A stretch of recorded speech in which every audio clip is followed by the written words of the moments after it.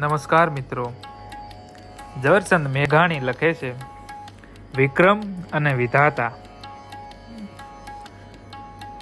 ઉજ્જૈનીના સુખ દુઃખ તપાસવા રાજા વિક્રમ ગુપ્ત વેશે ફરે છે. ઘૂમતા ઘૂમતા એક ગામમાં કોઈક બ્રાહ્મણને ઘેર રાતવાસો રહે છે. બ્રાહ્મણી છે એને દીકરો અવતર્યો છે. આજ એનો 6થો દિવસ એટલે કે 6ઠીની રાત છે.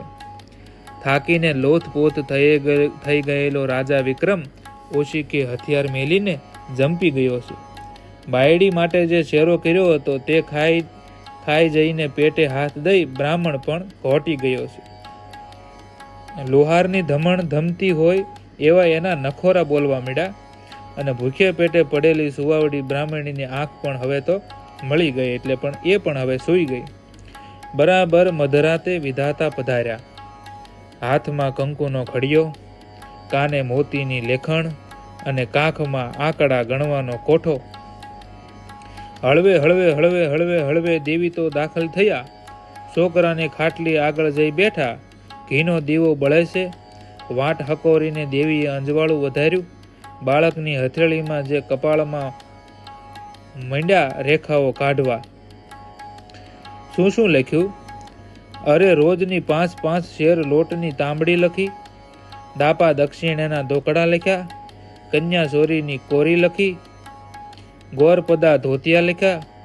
એક હોળ વરહની ગોરાણી લખી. પણ જ્યાં આવરદાની રેખા તાણવા જાય ત્યાં તો વિધાતાના હાથમાંથી કલમ પડી ગઈ હો. પટ દઈને દેવી ઊભા થઈ ગયા. દીવડો ઝાંખો પડ્યો અને વિધાતાએ કપાળ કૂટીને પાછા હાલવા માંડ્યું. જ્યાં ઓહરીમાં જાય ત્યાં કોઈ સૂતેલા માનવીનું શરીર ઠેબે આવ્યું અને જબ દેતા જાગીને માનવીએ વિધાતાના પગ ઝાલી લીધા. પૂછ્યું કે કોણ છો તું? ડેણસો, ડાકણસો, સુડેલસો? એટલે વિધાતા બોલી કે હે રાજા વિક્રમ, મને જવા દે. હું ત્રણેય લોકના કરમ માંડનારી વિધાતા છું. વિધાતા દેવી, અહીં સારું, અહીં શું કામ આવેલા? અહીં શા માટે આવેલા? બ્રાહ્મણના બાળકના 6ઠીના લેખ લખવા. માડી તમે શું લખ્યું? બાપ, કહેરાવું રહેવા દે. કહો નહીં ત્યાં સુધી ડગલું કેમ ભરવા દઉં? મારી ચોકી છે. વિક્રમ, બીજા લેખ તો રૂડા, કંકુ વર્ણા, પણ આખું 18 વર્ષનું જ છે. ભર જોબનમાં જ્યારે આ છોકરો શૌર્ય ચડી 4 મંગળ વર્તતા હશે તે ઘડીએ સોથે ફેરે એને હાવજ ફાડી ખાવાનો છે. સાંભળીને વિક્રમ તો થડકી ગયો. અરે હે વિધાત્રી, બ્રાહ્મણની દીકરાને ચોરીમાંથી જ રંડાપો મળશે? બ્રાહ્મણની દીકરી દીકરાને પરણશે, એ દીકરીને તો ચોરીમાંથી જ રંડાપો મળશે. ઉગારવાનો કાંઈ ઉપાય ખરો? કાંઈ ઉપાય ને કાંઈ ઉપાય. એટલું બોલીને વિધાતા તો હાલવા માંડી. ત્યારે વિક્રમે વાહેથી પડકાર કર્યો, સાંભળતી જા વિધાત્રી, આજ મારા ચોકી પહેરામાં તું ચોરી કરીને મને આશરો દેનારનું મોત લખી ગઈ છો, પણ તારા લખ્યા મિથ્યા ન કરું તેથી હા પાડજે. હું એને સાંયડે કઈ મફતનો નથી બેઠો. વિધાતા તો હાલી ગઈ. સવાર પડ્યું ને વિક્રમ હાબદો થયો. શીખ લેતો લેતો લેતો લેતો કહેતો ગયો કે હે ગોર, દીકરાને પરણાવો ત્યારે ઉજ્જૈનીમાં કંકોત્રી મોકલજો. મોહાળું લઈને હું હાજર થઈ જાય.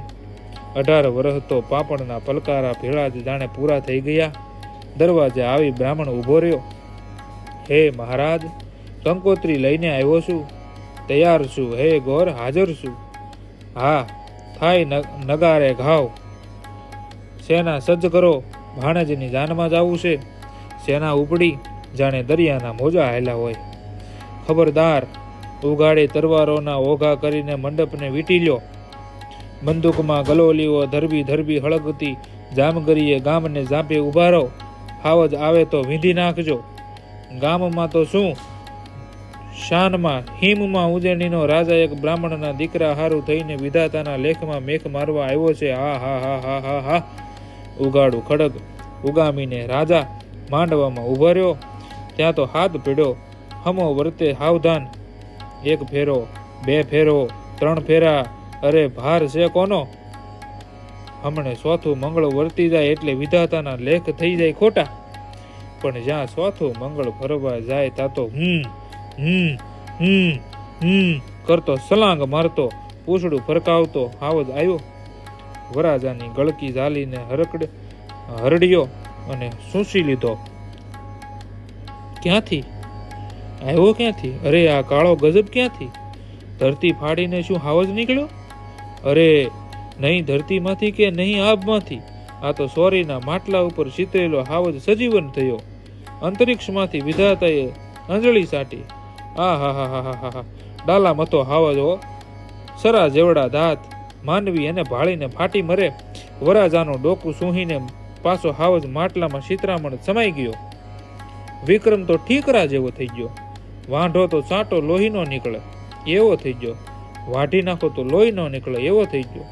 ધરતી માતા માર્ગ આપે તો હવે હમાઈ જાવ એવો જખવાણો પડી ગયો.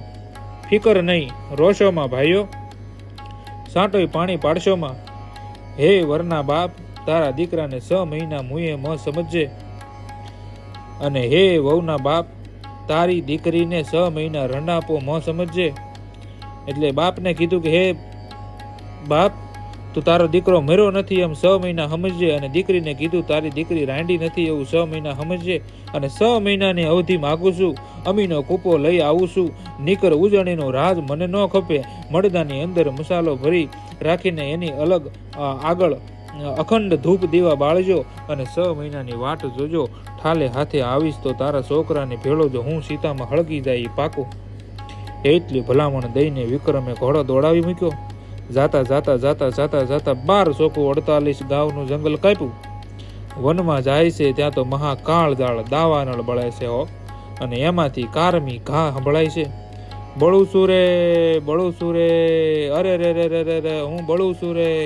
અત્યારે રાજા વિક્રમ હોય તો મને ઉગાર્યા વગર રહી નહીં. ઓહો હો, કોઈ દુખિયારું મારું નામ લઈને પોકાર કરે છે. જઈને જુએ ત્યાં તો એક નાગ અગ્નિમાં બફાઈ ગયો છે. વિક્રમે ભડભડતી જાળમાં હાથ નાખીને એને કાઢ્યો બહાર. નાગ બોલ્યો, હે પરગજુ માનવી, તું કોણ છો? તું જેને સમરતો હતો તે જ હું રાજા વિક્રમ છું. ઓ હો હો, હે રાજા પર દુઃખ ભંજણા, મારા દેહમાં લાય હાલી છે. 2 ઘડી તારા અમૃત જેવા શીતળ પેટમાં વસવા દે. મારી કાયાની બળતરા બેસી જાય એવો જ હું બહાર નીકળી જઈશ. વિક્રમે તો મોં ઉગાડું મેલ્યું એટલે હડડાટ કરતો હિંદરીયો નાગ રાજાના પેટમાં બેહી ગયો. થોડી વાર થઈ એટલે રાજા કહે, ભાઈ બોલી પ્રમાણે હવે તું બહાર નીકળ. પેટમાં બેઠો બેઠો નાગ કહે, હવે રામ રામ હો. આવું સુખનું થાનક મેલીને હવે હું બહાર નીકળું એવો ગાંડિયો નથી. વિક્રમે વિચાર્યું, કાંઈ વાંધો નહીં, મારો આશરા ધર્મ હું કેમ લોપું. ભલે એ પેટમાં બેઠો, મારે કહુંબાની ટેવ છે, પણ પીવું તો પેટમાં બેઠેલો નાગ પ્રાણ સાંડે, માટે આજથી મેં કહુંબો હરામ કર્યો છે. વિક્રમે અફીણ લેવું છોડી દીધું. પગ ધસડતો ધસડતો હાલ્યો. પેટ વધીને ગોળા જેવડું થઈ ગયું. હાથ પગ ગળી ગયા. આંખો ઊંડી જતી રહી. ઓળખ્યો ઓળખાય જ નહીં. પેટમાં વેદનાનો પાર નથી. શુદ્ધ બુદ્ધ ભોલેલો વિક્રમ એક નગરીની બજારમાં ટાંટિયા ઢહડે છે. એમાં શું બન્યું? નગરીના રાજાને 2 કુંવરી બેયને માથે હાથ મેલીને બાપ પૂછે કે બોલો બેટા, તમે આપ કર્મણ કે બાપ કર્મણ? મોટી બોલી કે હું તો બાપ કર્મણ બાપુ. નાની કહે, બાપુ સંસારમાં સૌ માનવી પોતાના કર્યા જ પામે. કોઈ કોઈના કપાળમાંથી 2 આંકડા ભૂંસીએ ન શકે, તેમ ઉમેરીએ ન શકે, માટે હું તો આપ કર્મણ. એમ છોકરી? એમ છોકરી, આવડો બધો તારો મદ? હા, કોઈ છે કે એક કહેતા 21. જાઓ, નાનેરી કુંવરીને રથમાં બેસાડી કાલ પ્રભાતને પહોર નગરીની બજારમાં જાઓ. કોઈ બાડો બોબડો અનાથ અપંગ રોગી મળે તેની હારે પરણાવી દો. પછી જોઈએ તેનું આપ કર્મીપણું કેવું હાલે. ગયા બજારે ત્યાં તો હાટડીના ઓટા ઉપર વિક્રમ પડેલો ડોળા ચડી ગયા છે, થોડો થોડો જીવ રહ્યો છે. ઘડિયા લગન લઈને નાનેરી કુંવરીને એને વેરે પરણાવી, હાથ પેઢીની જૂની વેલડી લીધી, 3 ગાઉ હાલીને ઊભા થઈ રહે એવા 2 માળવિયા બળદિયા દીધા, એક બાનડી દીધી. વેલમાં બેસીને રાજકુંવરી તો વિક્રમની સાથે હાલી નીકળી. બપોર થયા ત્યાં વડલાને સાંઈ વેલ છોડી સુધબુધ વગરના રાજાને ખોળામાં સુવાડીને રાજકુંવરી બેઠી છે. બાનડી જંપી ગઈ છે. રાજકુંવરી પોતાના રોગિયલ સ્વામીને શરીરે સુવાળો હાથ ફેરવે છે. થોડીક વારે સ્વામીનાથને નીચે સુવાડી પોતે વાવમાં પાણી ભરવા ગઈ અને વાહેથી શું થયું? વીર વિક્રમ પોઢ્યા હતા, મોઢું ફાટેલું હતું. ધીમે એના પેટમાં આવેલો સિંદુરિયો હવા બહાર ખાવા નીકળ્યો. સિંદુરિયો નાગે ડોકું બહાર કાઢ્યું. રાજાના મોઢાની બહાર ડોકું કાઢીને જીભના લબકારા કરતો આમ તેમ જોવે છે. ત્યાં તો અવાજ થયો કે, એ મુવા નુગરા, એ ભરફોડિયા, હમકીને હાપ જા. નજર કરે છે ત્યાં તો સામેના રાફડા ઉપર બીજો સાપ બેઠો બોલે છે, એ કજાત, તું નવકુળ માયલો નહીં. સિંદુરિયો ફૂફાડીને જવાબ વાળે છે, એલા કેમ ગાળો દેશો મને? ગાળો ન દઉં? એલા બીજો કોઈ ન મળ્યો? તે પર દુખિયા ભંજન વિક્રમના પેટમાં બેઠો? ધિક્કાર છે તને નુગરા, ધિક્કાર છે. તારે માથે કોઈ ગુરુ નથી તેમાં ને? હવે રાખ હરામી. સિંદુરિયો બોલ્યો કે હવે તું રાખી જા. તું કેમ કોઈકની માયાની માથે બેઠો છો? હું તો માયાને માથે બેઠો છું, કોઈની કાયાને માથે તો નથી બેઠો ને. હે પાપિયા, હમણાં કોઈક સવા શેર ઝેર કોચલું વાટીને વિક્રમને પાઈ દે તો તને ખબર નહીં થાય અને તારા કટકે ને કટકા થઈને બહાર નીકળવી પડશે. એટલે તું ક્યાં અમરપટો લખાવીને આવ્યો છે? તે મને શોર સતો કર્યો છે, પણ યાદ રાખ, અધમણ તેલ ઊનું કરીને તારા રાફડામાં કોઈ રેડે એટલી જ વાર છે હો. તું એ હોનાનું ઢીમ થઈ જાય ને આગળ, અને હાથ શરૂ માયા દબાવીને તું જે બેઠો છો એ માયા પણ હાથ લાગી જાય. આવું એકબીજા નાગ હામી વાતો કરે. એટલું બોલીને 2 નાગ હામા ફેણ ડોલાવતા પેસી ગયા. એક ગયો રાફડાને, બીજો ગયો વિક્રમના પેટમાં. પાણી ભરીને રાજકુંવરી આવી ગઈ હતી. એણે આ 2 નાગની વાત કાનો કાન સાંભળી. ઉઠાડી બાનડીને, બાનડી જા બજારમાં સવા શેર ઝેર કોસલું, અધમણ મીઠું, તેલ અને લોઢાનું બકડિયું એટલા વાના લઈ આવ. મગાવેલી સામગ્રી હાજર થઈ. રાજકુંવરી વિચાર કરે છે કે આ વાત ખોટી હોય તો મારા સ્વામીનાથને ઝેર કોસલું પાવ અને એ મરી જાય તો હું મહાપાપણી બનું હો. માટે પ્રથમ તો રાફડા માયલા નાગને પારખું કરું. તાપ કરીને કડામાં ધ્રફતું તેલ ઊનું કર્યું અને 2 જણીએ ઉપાડી રાફડામાં રેડ્યું. ત્યાં તો ફૂફારા કરતો નાગ દોટ દઈને બહાર આવ્યો અને હોનાનું ઢીમ થઈને ઢળી પડ્યો. મીડા રાફડો ખોદવા. ગોઠણ હમણું ખોદે ત્યાં તો 1 શરૂ, 2 શરૂ, 3 શરૂ, 4 શરૂ એમ 7 પિત્તળના શરૂ ઉઘાડે તો અંદર સલો હોના મહોરો અને હેમના દાગીના રાફડા ઉપર ધૂળ વાળી દીધી. હવા શેર ઝેર કોસલું વાટ્યું. રાજાના મોઢામાં ધાર કરી અને રાજકુંવરી ધીરે મીડી ટોવા લાગી. જ્યાં પાશેર રસ પેટમાં ગયો ત્યાં તો મૂંઝાતો સિંદુરિયો નાગ દોટ કાઢી અને બહાર નીકળી પડ્યો અને એ જ ઘડીએ એના 3 કટકા થઈ ગયા હો. દૂધ લઈને રાજકુંવરી ટોયલીએ વિક્રમના મોંમાં ટોવા માંડી. ઘટક એમ દૂધ પેટમાં ઉતરવા લાગ્યું. તેમાં હાથ પગમાં જોર આવ્યું. 32 કોઠે દીવા થઈ ગયા. આળસ મરડીને વિક્રમ બેઠા થઈને જોવે ત્યાં તો થડકી ગયા હો. અરે રે રાજકુંવરી, આ શું કર્યું? સિંદુરિયા નાગના 3 કટકા, આ કઈ રીતે બન્યું અને કોણે માર્યો? રાજકુંવરીએ તો માંડીને વાત કહી અને દેખાડી. અસ્ત્રી, તમે મને મહાપાતકમાં નાખ્યો. મારે આશરે બેઠેલાની તમે હત્યા કરી. નાગના કટકા વિક્રમે પોતાની ઢાલના ભંડારિયામાં મેલી દીધા. કેટલાય દિવસથી રાજા નાહ્યો ધોયો નથી. કંચન વરણી કાયા